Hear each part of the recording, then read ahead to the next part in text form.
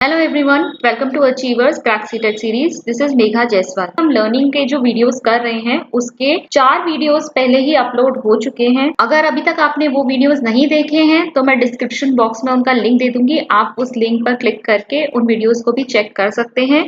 Learning में जो हम लर्निंग थ्योरीज अब हम कर रहे हैं उसमें हमारी क्लासिकल कंडीशनिंग की पावलोव और वॉटसन की थ्योरी मैंने डिस्कस करी थी एक वीडियो में। उसके बाद हमने ट्रायल एंड एरर की थ्योरी जो थॉर्नडाइक की है उसे डिस्कस किया था। आज हम अपनी तीसरी थ्योरी डिस्कस करेंगे और ऑपरेंट कंडीशनिंग की बात करेंगे। स्किनर्स ऑपरेंट कंडीशनिंग थ्योरी, इसे इंस्ट्रूमेंटल कंडीशनिंग भी कहा जाता है। हिंदी में क्रिया प्रसूत अनुबंधन सिद्धांत इसे कहा जाएगा। Now Skinner's operant conditioning theory को पढ़ने से पहले मैं थोड़ा सा इंट्रोडक्शन दे देती हूँ आपको।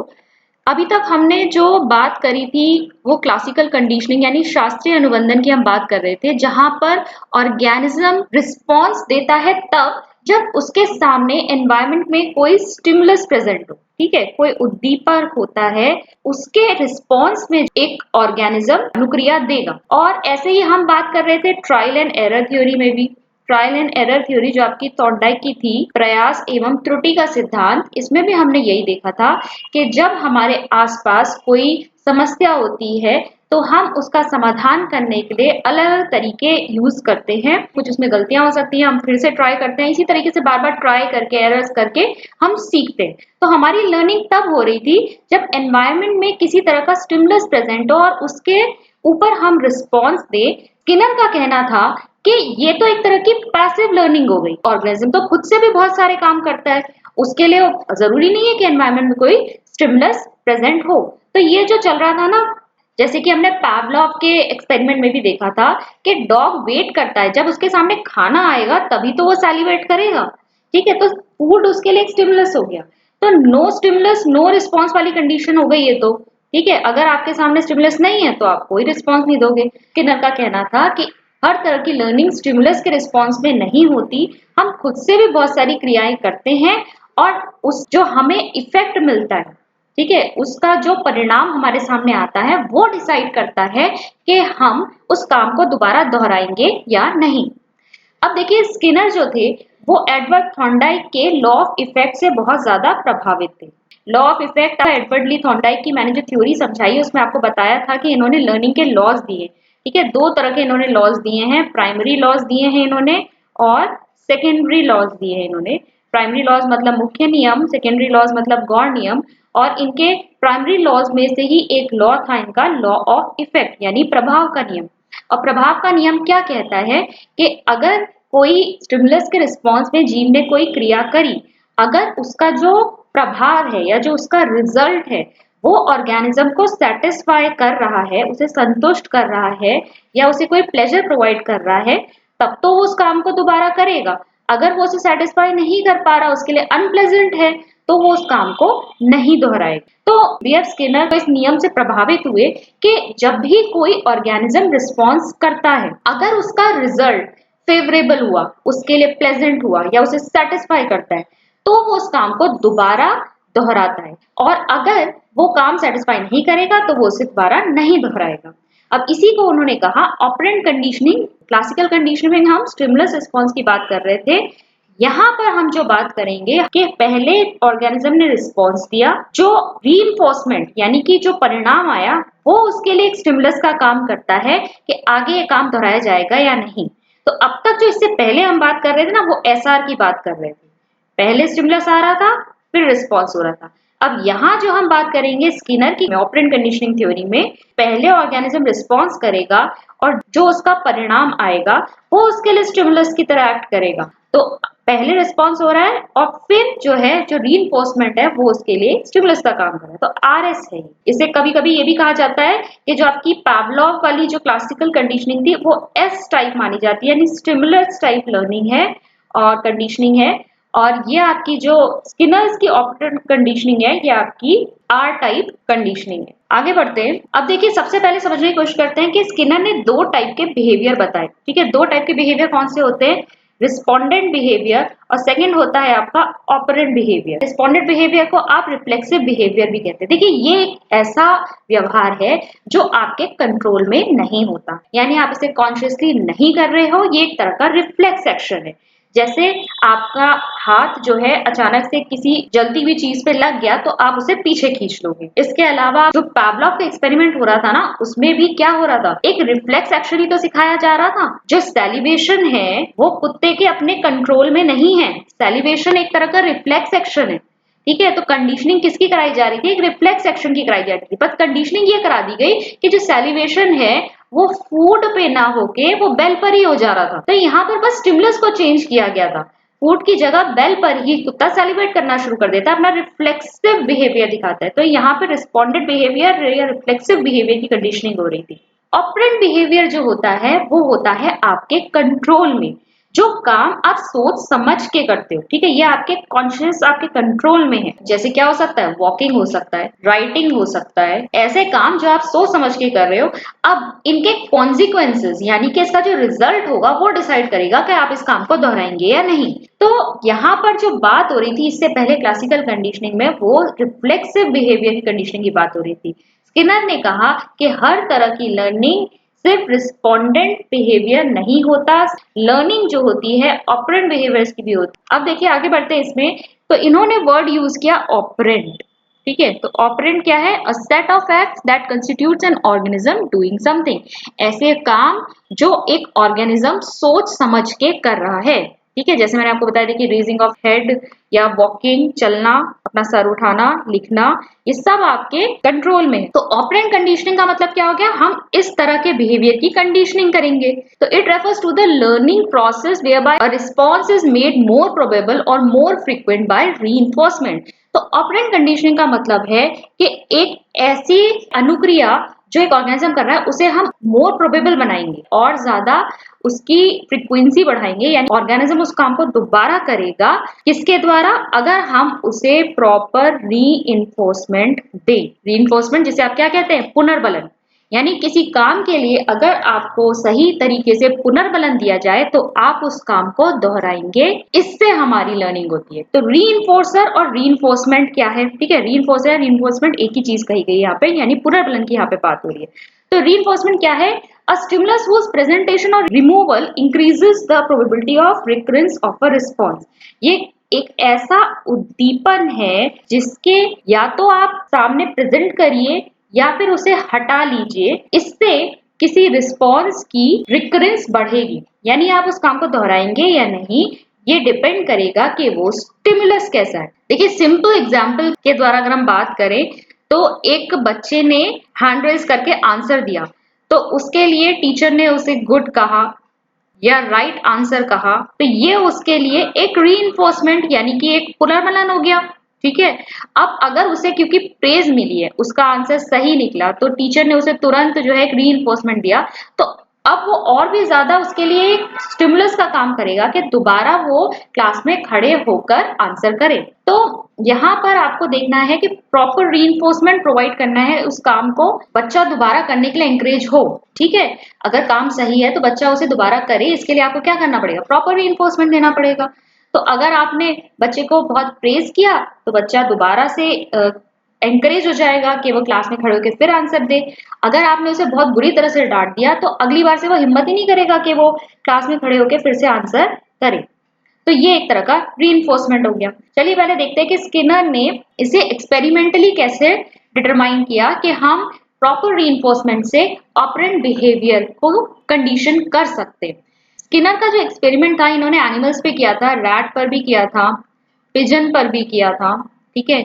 यहाँ मैंने रैट वाला एग्जाम्पल लिया है। रैट के एक्सपेरिमेंट के लिए इन्होंने क्या किया, एक बॉक्स बनाया था। तो ये बॉक्स जो था इसे स्किनर बॉक्स कहेंगे, ठीक है, स्किनर बॉक्स। अब इसमें अरेंजमेंट किस तरीके का था, यहाँ पर लीवर बने हुए थे, यहाँ पर एक स्पीकर भी लगा हुआ था जिससे साउंड प्रोड्यूस होगी। फिर एक फूड कप बनाया गया था जिसमें एक फूड पैलेट डाला जाएगा, यानी कि छोटा खाने का टुकड़ा डाला जाएगा या फिर पानी डाला जाएगा। इसके अलावा इन्होंने यहाँ पर एक ग्रिड सिस्टम लगाया हुआ था जिससे इलेक्ट्रिक शॉक भी लग सकता था, ठीक है। तो ये एक स्किनर बॉक्स था, इसमें एक हंग्री रैट को रखा गया। ये डार्कन बॉक्स था। अब शुरुआत में क्या होता है कि रैट जो है रैंडम मूवमेंट्स कर रहा है, उछल रहा है, कूद रहा है, और उसका जो हैंड है अब वो लीवर पे भी पड़ेगा, ठीक है, इससे लीवर प्रेस होगा। अब जब लीवर प्रेस होगा तो उसके साथ साथ यहाँ पर एक लाइट भी जलेगी। देखिए यहाँ पे रेड लाइट और ब्लू लाइट भी बना रखी है। और एक साउंड भी प्रोड्यूस होगी, और उसी समय इस फूड कप में एक छोटा सा फूड का पैलेट आ जाएगा। ठीक है, तो रैट, हंग्री रैट रखा है यहाँ पर, हंग्री या थर्स्टी दोनों में से कोई भी हो सकता है, और जब वो प्रॉपरली लिवर को प्रेस करता है तो उसके लिए यहाँ फूड कप में फूड आएगा या फिर स्मॉल ड्रॉप्स ऑफ वाटर आएंगे। साथ ही साथ यहाँ पर इन्होंने ये ऑब्जर्वेशंस को रिकॉर्ड करने के लिए एक रिकॉर्डिंग सिस्टम भी लगाया हुआ था। ठीक है, यानी कि एक रिकॉर्डिंग सिस्टम यहाँ पे कनेक्ट किया हुआ था, जिससे कि कितनी बार रैट रिस्पॉन्स कर रहा है, कितनी देर में रिस्पॉन्स कर रहा है, इसका पूरा रिकॉर्ड रखा जाए। लिवर भी यहाँ पर ऐसा है कि एक फूड का लिवर है, अगर उसे प्रेस करता है तो फूड कप में फूड आ जाता है। एक दूसरे टाइप का लिवर भी है कि अगर उसे प्रेस करेगा तो यहाँ पर इलेक्ट्रिक शॉक लगेगा। ये जो फूड कप में फूड आ रहा है, ये उसके लिए किसके काम कर रहा है, ये एक तरह का रीइंफोर्समेंट का काम कर रहा है। अब हंग्री रैट को अगर लिवर प्रेस करने से फूड मिल जाएगा तो वो इस लेवर को बार बार प्रेस करना सीख जाएगा।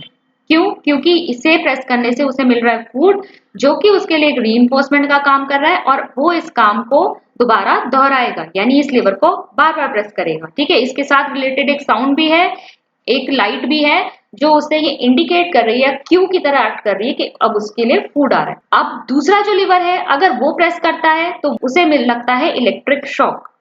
इलेक्ट्रिक शॉक की वजह से अब रैट जो है वो उस लीवर को अवॉइड करना सीख जाएगा, वो उस लेवर को प्रेस नहीं करेगा, क्योंकि इस लेवर को प्रेस करने से उसको इलेक्ट्रिक शॉक लग रहा है। ठीक है, इसके साथ भी एक लाइट जलती है और साउंड प्रोड्यूस होती है, तो ये उसके लिए क्यू की तरह एक्ट कर जाता है कि ये वाला लेवर प्रेस करने से मुझे इलेक्ट्रिक शॉक लग रहा है, तो वो उसे अवॉइड करना सीख जाएगा।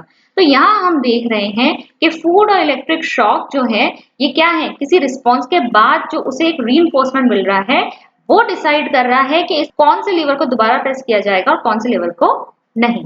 देखते हैं रीइंफोर्समेंट या रीइंफोर्सर के बारे में। तो रीइंफोर्सर क्या है, मैंने जैसा कि बताया कि एक स्टिमुलस है जिसके प्रेजेंटेशन या रिमूवल से उस रिस्पॉन्स के होने की प्रोबेबिलिटी बढ़ जाती है। अब दो तरह के रीइंफोर्सर्स होते हैं, पहला होता है आपका पॉजिटिव रीइंफोर्सर, दूसरे होते हैं आपके नेगेटिव रीइंफोर्सर। तो पॉजिटिव रीइंफोर्सर क्या होता है, ये एक ऐसा स्टिमुलस है जिसका इंट्रोडक्शन करने से एक पर्टिकुलर बिहेवियर की लाइक्लीहुड बढ़ जाएगी। अगर पॉजिटिव रीइंफोर्सर प्रेजेंट किया जाए तो ये काम दोबारा होगा।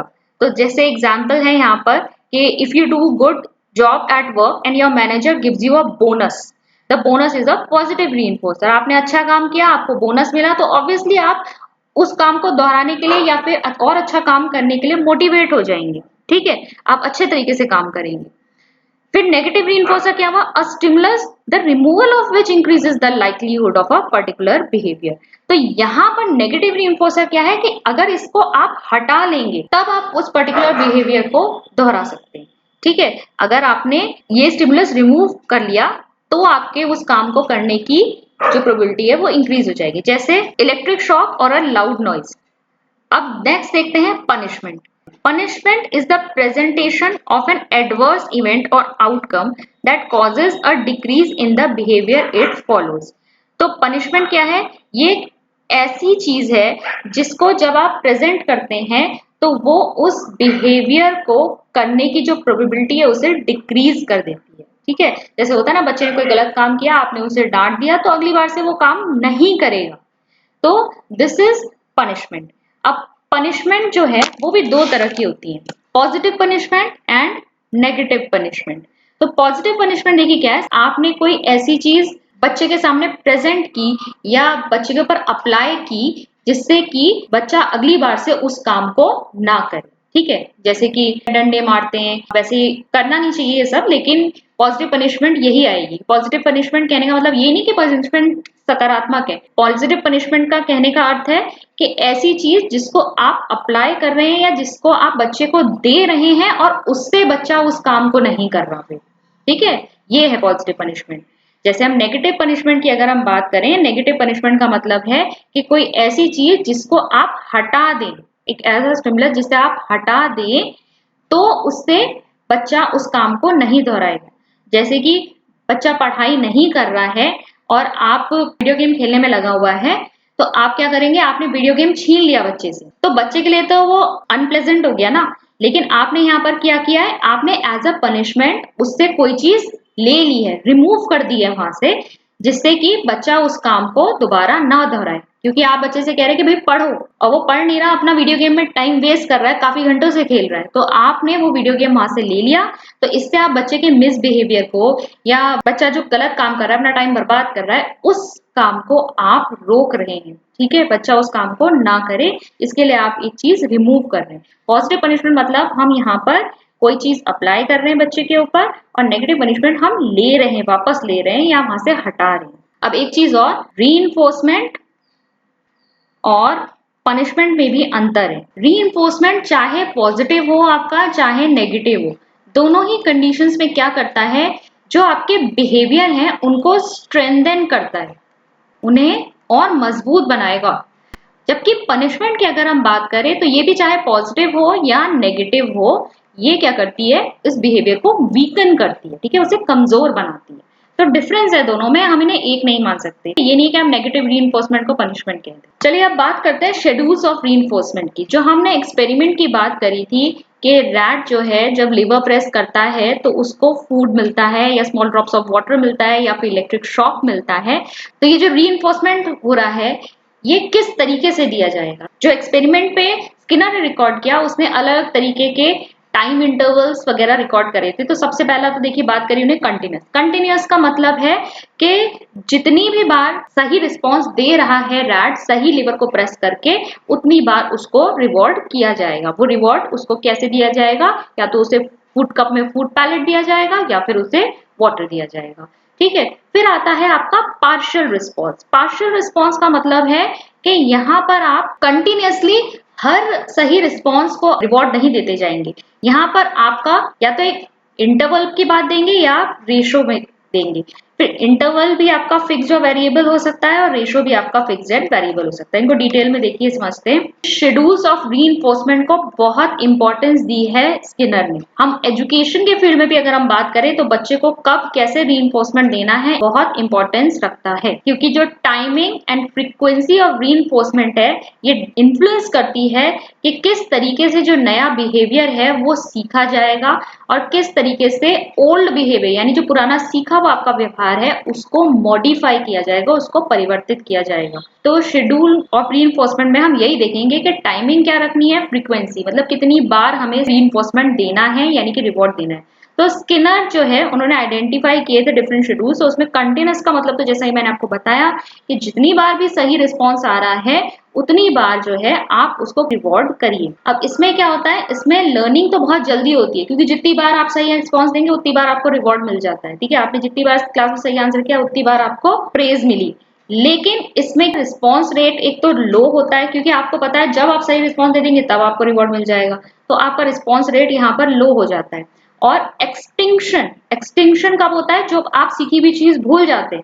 एक्सटिंक्शन भी बहुत क्विक होता है, क्योंकि अगर आपका यहाँ रीइंफोर्समेंट जो है रोक दिया गया, आपकी जो लर्निंग है उसका एक्सटिंक्शन होना शुरू हो जाता है। तो कंटिन्यूअस रीइंफोर्समेंट की प्रॉब्लम यही रहती है कि लर्निंग होती तो क्विकली है लेकिन भूलते भी जल्दी। नाउ सेकंड है आपका fixed ratio schedules. Fixed ratio schedules कहने का मतलब क्या है, एक तरह का पार्शियल रीइंफोर्समेंट है कि responses are reinforced only after a specific number of responses have occurred। अब हम यहाँ पर देख रहे हैं कि जब specified number of responses organism दे देगा उसके बाद ही उसको रीइंफोर्समेंट मिलेगा। जैसे कि एक स्टूडेंट को आप रिवॉर्ड करेंगे after answering a fix number of questions. आपने कह दिया कि 10 क्वेश्चंस का एक आपके पास पेपर है, रीइंफोर्समेंट एक पहले 5 क्वेश्चन में मिलेगा, फिर दूसरे 5 क्वेश्चन के बाद मिलेगा। एक फिक्स नंबर ऑफ क्वेश्चन आपके हो जाएंगे उसके बाद ही आपको रीइंफोर्समेंट मिलेगा। A rat may be given a pallet of food after a certain number of liver presses। एक रैट जो है मान लीजिए जब वो 8 बार लिवर को प्रेस कर देगा उसके बाद ही उसे रीइंफोर्समेंट मिलेगा, उसे फूड पैलेट मिलेगा। अब यहाँ पर जो रिस्पॉन्स रेट रहता है मतलब कितनी बार जो है ऑर्गेनिज्म अनुक्रिया देगा, ठीक है, कितनी बार रिस्पॉन्स मिलेगा हमको, तो यहाँ रिस्पॉन्स रेट जो है स्टेडी रहता है, ना ज्यादा कम ना ज्यादा तेज, क्योंकि उसे पता है कि उसके 5 क्वेश्चंस करने के बाद ही उसे रीइंफोर्समेंट मिलेगा, तो इतने रिस्पॉन्सेज तो उसको देने ही है। फिर देखिए थर्ड है आपका fixed interval schedule. Fixed interval schedule भी एक तरह का पार्शियल रीइंफोर्समेंट है। इसमें आपका नंबर ऑफ क्वेश्चंस की जगह यहाँ पर हम एक टाइम टाइम इंटरवल डिसाइड कर देते हैं। ठीक है, पिछले वाले फिक्स्ड रेशो में हमने क्या किया था, नंबर ऑफ क्वेश्चंस डिसाइड कर दिए थे कि इतने क्वेश्चंस के बाद मिलेगा। फिक्स इंटरवल शेड्यूल में आपका टाइम डिसाइड हो जाता है कि 5 मिनट तक जितने भी रिस्पॉन्सेज होने हैं हो, और 5 मिनट के बाद ही रीइंफोर्समेंट मिलेगा या 10 मिनट के बाद रीइंफोर्समेंट मिलेगा। तो यहाँ पर टाइम इंटरवल डिसाइड कर दिया जाता है। अब इस केस में क्या होगा, मान लीजिए आपको पता है कि पहला रीइंफोर्समेंट 5 मिनट पे मिलना है, दूसरा 10 मिनट पे, तीसरा 15 मिनट पे मिलना है और चौथा आपको 20 मिनट पे मिलना है, यानी टोटल 5-5 मिनट का इंटरवल ले रखा है, उसके बाद ही रीइंफोर्समेंट मिलना है। तो अब क्या होगा, यहाँ पर जो ऑर्गेनिज्म है 4 मिनट बाद वो ज्यादा एक्टिव हो जाएगा। ठीक है, 4 मिनट बाद वो ज्यादा एक्टिव हो गया क्योंकि उसे पता है कि 5 मिनट के बाद मुझे रीइंफोर्समेंट मिलने वाला, तो यहाँ आपने ज्यादा रिस्पॉन्सेज देना शुरू कर देगा।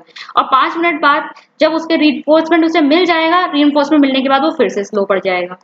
ठीक है, फिर स्लो जा रहा है, लेकिन यहाँ 8-9 मिनट के बाद वो फिर से एक्टिव हो जाएगा। तो यहाँ पर रिस्पॉन्स रेट इस तरीके से रहता है कि रीइंफोर्समेंट तुरंत मिलने के बाद तो उसका रिस्पॉन्स रेट जो है वो स्लो हो जाएगा, लेकिन जैसे जैसे नेक्स्ट रीइंफोर्समेंट मिलने का टाइम उसका पास आने लगता है, वैसे वैसे वो फिर से एक्टिव हो जाता है। फिर फोर्थ की बात करें तो वेरिएबल रेशो शेड्यूल। इसमें through out the learning process जो है ऑर्गेनिज्म काफी एक्टिव रहता है, क्योंकि उसे नहीं पता उसे कब रीइंफोर्समेंट मिलने वाला है। तो वेरिएबल को लर्निंग के लिए काफी सही बताया गया है कि ये एक सही तरीका है सिखाने का। तो वेरिएबल रेशो शेड्यूल्स में क्या किया जाता है, एक तरह का पार्शियल रीइंफोर्समेंट है, लेकिन यहाँ पर वेरिड नंबर ऑफ रिस्पॉन्सेज के बाद आपको रीइंफोर्समेंट मिलेगा। ठीक है, वेरिड नंबर ऑफ रिस्पॉन्सेज के बाद कहने का अर्थ है, मान लीजिए पहला जो आपका रीइंफोर्समेंट है वो आपको 4 क्वेश्चन सॉल्व करने के बाद मिला, दूसरा आपको 12 क्वेश्चन सॉल्व करने के बाद मिला, फिर तीसरा आपको 2 क्वेश्चन सॉल्व करने के बाद ही मिल गया। तो यहाँ पर कोई फिक्स नहीं है, यहाँ पर वेरिएबल है कि कितने भी नंबर ऑफ रिस्पॉन्सेज देने के बाद आपको रीइंफोर्समेंट मिल सकता है। This leads to both a high response rate and slow extension rate. अब इसमें क्या होता है, रिस्पॉन्स रेट बहुत हाई रहता है क्योंकि ऑर्गेनिज्म या फिर आप स्टूडेंट की बात कर लें तो उसे नहीं पता उसे कब रीइंफोर्समेंट मिलने वाला है, तो थ्रू आउट द प्रोसेस वो क्या रहेगा, एक्टिव रहेगा। एक्सटेंशन रेट भी स्लो होता है, यानी यहाँ पर भूलने की जो आपकी दर होती है वो भी कम होती है। फिर वेरिएबल इंटरवल की अगर हम बात करें, वेरिएबल इंटरवल में ये होगा कि टाइम इंटरवल होगा लेकिन वो फिक्स नहीं होगा। पहला आपने रीइंफोर्समेंट 4 मिनट बाद दिया, दूसरा आपने 10 मिनट बाद दिया, तीसरा इन्फोर्समेंट आपने 12 मिनट के बाद दे दिया, चौथा रिइंफोर्समेंट आपने 20 मिनट के बाद दिया। तो यहाँ वेरिएबल टाइम इंटरवल है। This also tends to lead to a fast response rate and slow extension rate. Same बिल्कुल वेरिएबल रेशो जैसा ही है, फास्ट रिस्पॉन्स रेट रहता है और स्लो एक्सटेंशन रेट रहता है। यहाँ पर अगर हम एक आइडियल मेथड बताएं कि स्किनर ने क्या कहा है, अगर लर्निंग प्रॉपरली करानी है तो लर्निंग प्रोसेस के लिए स्टार्ट करना चाहिए सबसे पहले कंटिन्यूस शेड्यूल से, फिर फिक्स्ड शेड्यूल यूज करने चाहिए यानी फिक्स्ड रेशो या फिक्स्ड इंटरवल, और उसके बाद लास्ट में वेरिएबल रेशो या वेरिएबल इंटरवल शेड्यूल्स को यूज करना चाहिए। तो इस तरीके से अगर लर्निंग प्रोसेस चलेगा तो ये सबसे इफेक्टिव है। अब नेक्स्ट एक बात करते हैं शेपिंग की। तो शेपिंग जो है ये भी स्किनर का कॉन्सेप्ट था, और स्किनर के अकॉर्डिंग अगर हम किसी भी ऑर्गेनिज्म के बिहेवियर को शेप करना चाहते हैं, दैट मीन्स हम उससे कॉम्प्लेक्स टास्क भी करवा सकते हैं। ठीक है, कॉम्प्लेक्स टास्क भी अगर किसी ऑर्गेनिज्म से आपको अकम्प्लिश करवाने हैं तो आप करवा सकते हैं by using this method of reinforcement. इसके लिए करना क्या होता है, जो पूरा लर्निंग का प्रोसेस है उसको छोटे छोटे स्टेप्स में आप ब्रेक डाउन करेंगे, और उसके बाद हर स्टेप के लिए आप प्रॉपर रीइंफोर्समेंट देंगे ताकि उसके बिहेवियर को अच्छे से मॉडिफाई किया जा सके, या जो बिहेवियर आप निकलवाना चाहते हैं, ठीक है, जिस तरीके से आप बिहेवियर को शेप करना चाहते हैं उस तरीके से आप कर पाए। तो मेथड इन्होंने यूज किया सक्सेसिव अप्रोक्सीमेशन। तो स्किनर का कहना था कि जो प्रिंसिपल्स ऑफ ऑपरेंट कंडीशनिंग है, इससे हम कॉम्प्लेक्स बिहेवियर अकम्प्लिश करवा सकते हैं। हम कैसे करवाएंगे कि किसी ऑर्गेनिज्म को हम क्लोजर लेके आए डिजायर्ड बिहेवियर के विद टाइम। ठीक है, यानी जैसा कि मैंने कहा ना, छोटे छोटे स्टेप्स में हम इसको तोड़ देंगे और हर स्टेप के ऊपर हम उसको रीइंफोर्समेंट देंगे। जैसे कि पिजन के ऊपर इन्होंने एक्सपेरिमेंट किया था। पिजन को जैसे कि डांस करवाना है, इन्होंने डांस करवाया था 8 की शेप में, अगर उसे मूव करवाते हुए डांस करवाना है। इसके लिए इन्होंने इसे छोटे छोटे स्टेप्स में तोड़ा। हर स्टेप के ऊपर पिजन को एक दाना देते थे, जैसे कि सही डायरेक्शन में हेड टर्न करना पिजन का, फिर एक स्टेप आगे बढ़ना, पिजन का हेड को बेंड करना, हर तरह से के एक एक स्टेप पर जो है पिजन को उन्होंने इस तरीके से रीइंफोर्समेंट दिया। अगर सही टर्न ले रहा है तब पिजन को उन्होंने दाना दिया, अगर वो सही टर्न नहीं ले रहा है तब उसको दाना नहीं डाला। तो इस तरीके से करते करते उन्होंने उससे कॉम्प्लेक्स 8 की शेप में चलना सिखा दिया। ठीक है, तो ये कॉम्प्लेक्स बिहेवियर था। पिजन को आप डांस करवाना सिखाना, ये एक बिल्कुल ही एकदम नेक्स्ट टू इम्पॉसिबल टाइप का एक टास्क हो गया, जो इसकी प्रोबेबिलिटी बहुत कम है, आप कह सकते हैं। तो किसी भी ऑर्गेनिज्म से कॉम्प्लेक्स टास्क भी कराया जा सकता है, ऐसा टास्क जिसके होने की प्रोबेबिलिटी बहुत कम होती है, अगर हम उसको प्रॉपर रीइंफोर्समेंट देकर उसकी कंडीशनिंग करें। तो दिस इज कॉल्ड शेपिंग। फिर बीएफ स्किनर का एक और कंट्रीब्यूशन मैं आपको बता दूं, आपने प्रोग्राम इंस्ट्रक्शन के बारे में जरूर सुना होगा। प्रोग्राम इंस्ट्रक्शन जिसे हम कहते हैं अभिक्रमित अनुदेशन। तो प्रोग्राम इंस्ट्रक्शन का कॉन्सेप्ट भी जो है वो आपका ऑपरेंट कंडीशनिंग पर ही बेस्ड है, जो कि बीएफ स्किनर ने दिया था। तो ये भी आपकी ऑपरेंट कंडीशनिंग के प्रिंसिपल्स पर ही चलती है, जहां पर बच्चा जल्दी सीखता है अगर वो अपने ओन पेस पे सीखे और उसके हर रिस्पॉन्स को प्रॉपरली रीइंफोर्स किया जाए। तो अब एजुकेशनल इम्प्लीकेशंस देख लेते हैं हम थ्योरी के। तो सबसे पहले है इंपॉर्टेंस ऑफ रीइंफोर्समेंट। तो पुनर्बलन को बहुत ज्यादा महत्वपूर्ण समझा गया है इस थ्योरी में। इनके अनुसार कि अगर हम बच्चे के रिस्पॉन्स को प्रॉपरली रीइंफोर्स करें तो हम उससे डिजायर्ड बिहेवियर निकलवा सकते हैं। तो हमें सबसे पहले उसके लिए एक प्रॉपर रीइंफोर्सर ढूंढना पड़ेगा कि क्या चीज है जो बच्चे को एक प्रोत्साहन देगी। ठीक है, क्या चीज उसके लिए एक पुनर्बलन का काम करेगी कि दोबारा वो उस काम को दोहराए, उसकी लर्निंग प्रॉपर हो। सेकेंड है आपका डेवलपमेंट ऑफ ह्यूमन पर्सनैलिटी। अब बच्चे में आप जिस तरह का व्यवहार देखना चाहते हैं उस तरह के व्यवहार को आप रीइंफोर्स करते हुए उसकी ऑपरेंट कंडीशनिंग करेंगे और फाइनली ये बच्चे की ओवरऑल पर्सनालिटी डेवलपमेंट में हेल्प करती है। तो किसी के व्यक्तित्व का विकास करने के लिए उसकी सही दिशा में लर्निंग करवाना बहुत ज्यादा जरूरी होता है, जिसको हम किस तरह से करा सकते हैं, ऑपरेंट कंडीशनिंग के थ्रू करा सकते हैं। फिर थर्ड है आपका एक्सटर्नल अप्रोच टू मोटिवेशन, यानी कि जो आपकी अभिप्रेरणा है। अभिप्रेरणा बहुत ज्यादा महत्वपूर्ण होती है सीखने के लिए। तो अभिप्रेरणा को एक एक्सटर्नल अप्रोच देता है। अब एक्सटर्नल अप्रोच से हम क्या कह रहे हैं यहाँ पर कि क्योंकि आप यहाँ बच्चे को रिवॉर्ड दे रहे हैं, आपके उसके सही रिस्पॉन्स को आप रिवॉर्ड देंगे, तो ये रिवॉर्ड क्या हुआ, एक तरह का एक्सट्रिंसिक मोटिवेशन हुआ। तो मोटिवेशन को एक एक्सटर्नल अप्रोच प्रोवाइड करती है ये थ्योरी। फिर नेक्स्ट है इंपॉर्टेंस ऑफ शेड्यूल्स। ये शेड्यूल समझाते वक्त भी मैंने बताया कि रीइंफोर्समेंट कब देना है, कितनी बार देना है, ये बहुत हद तक डिसाइड करता है कि बच्चे की लर्निंग प्रॉपर होगी या नहीं। तो शेड्यूल्स जो है आपके वो बहुत ज्यादा इंपॉर्टेंस रखते हैं ऑपरेंट कंडीशनिंग में और एजुकेशनल फील्ड में, कि किस तरीके से आप बच्चे को प्रॉपर रीइंफोर्समेंट दे कि उसकी सही दिशा में लर्निंग होती रहे, ये बहुत इंपॉर्टेंट है। फिर अवॉइडेंस ऑफ पनिशमेंट। अभी तक जो हम बात कर रहे थे ट्रायल एंड एरर में या क्लासिकल कंडीशनिंग में, वहां पर पनिशमेंट का भी रोल था। जो बच्चा सीख रहा है अगर वो काम गलत है तो आप उसको वहां पनिशमेंट प्रोवाइड कीजिए ताकि वो बच्चा उस काम को ना करे। तो ऑपरेंट कंडीशनिंग में पनिशमेंट को अवॉइड करने के लिए कहा गया है। इनका कहना यह है कि बच्चा अगर कोई गलत काम कर भी रहा है तो उसको पनिशमेंट देने के बजाय आप उसको कोई रीइंफोर्समेंट मत दीजिए। ठीक है, आप उसके गलत रिस्पॉन्स को अगर किसी भी तरह का पुनर्बलन नहीं देंगे तो वो काम को वैसे ही वो छोड़ देगा, क्योंकि उसके लिए उसे कोई रीइंफोर्समेंट मिल ही नहीं रहा है, तो उस काम को वो दोबारा दोहराएगा नहीं। तो यहाँ पर पनिशमेंट को अवॉइड करने की बात की गई है। सही रिस्पॉन्स के लिए रीइंफोर्समेंट दीजिए और जो आपका गलत रिस्पॉन्स अगर बच्चा कर रहा है तो उस पर कोई भी रीइंफोर्समेंट मत दीजिए। फिर इफेक्टिव लर्निंग की बात हुई है यहाँ पर। इफेक्टिव लर्निंग तभी हो सकती है जब बच्चे को प्रॉपर अपॉर्चुनिटीज प्रोवाइड की जाए, बच्चे को अवसर दिए जाए जहां पे उसके फेल होने के चांसेस जो हैं वो कम हो और सक्सेसफुल होने के चांसेस ज्यादा हो। देखिए ये आपका प्रोग्राम इंस्ट्रक्शन पर ही कहीं ना कहीं आधारित है। ये प्रोग्राम इंस्ट्रक्शन जो आपका ऑपरेंट कंडीशनिंग पर ही बेस्ड है। यहाँ पर क्या होती है, ज्यादा से ज्यादा अपॉर्चुनिटीज मिलती हैं जब बच्चा फेल कम से कम हो और सक्सेसफुल ज्यादा हो। दूसरी चीज जो यहाँ पर इंपॉर्टेंस रखती है वो ये है कि बच्चा तब ज्यादा सीखता है जब उसको एक रैपिड फीडबैक मिले। बच्चे ने कोई रिस्पॉन्स दिया और तुरंत उसका पृष्ठ पोषण उसे मिल जाए। ठीक है, उसका आंसर सही है या गलत है, इस बात की जानकारी अगर उसे इमीडिएटली प्रोवाइड कर दी जाए तो बच्चा ज्यादा सीखने के लिए मोटिवेटेड रहता है। अगर तुरंत ही उसे पता चल जाए कि मेरा आंसर यहाँ सही है तो फिर वो आगे भी उस करने के लिए उस काम को मोटिवेट हो जाता है, या गलत है तो उस काम को दोबारा सीखने के लिए मोटिवेट हो जाता है।